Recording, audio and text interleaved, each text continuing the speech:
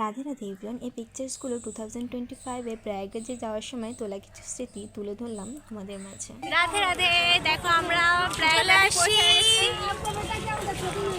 24 ঘন্টা বাসে জার্নি করে ইন পর্যন্ত এই যে এখানে ত্রিবেণী সঙ্গম ঘাট। আর প্রয়াগরাজে পৌঁছে আমরা স্নান পুজো করে আমরা বেরিয়ে পড়েছিলাম অযোধ্যার উদ্দেশ্যে। আর এখানে অযোধ্যায় ভোরবেলা পৌঁছে আমরা স্নান করে জয় শ্রীরাম। আর প্রথমে হনুমানজি টেম্পলে এসে দেখো এখানে অতিরিক্ত ভিড় ছিল, ঠিক মতন দাঁড়ানোর উপায় ছিল না। আর আমরা হনুমানজি টেম্পলে পুজো দিয়ে চলে গিয়েছিলাম রামলালার মন্দিরে। রামলালার মন্দিরেও কিন্তু আমরা পুজো দিতে পারিনি, পুজো তো দূরের কথা, আমরা ভালো করে দর্শনও করতে পারিনি, কারণ সেখানকার প্রশাসনেরা ঠিক মতন দাঁড়াতেই দিচ্ছিল না যে আমরা দর্শন করব।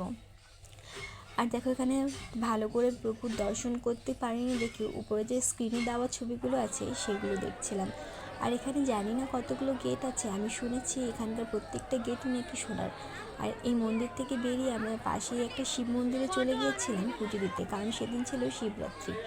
আর আমরা পুজো টুজো দিয়ে আমরা বেরিয়ে পড়েছিলাম কাশীর উদ্দেশ্যে। কাশীতে গিয়ে আমরা অবশ্য পুজো দিতে পারিনি, কারণ সেদিন শিবরাত্রি থাকার কারণে সেখানে মহাবিশ্বনাথে অতিরিক্ত ভিড় ছিল।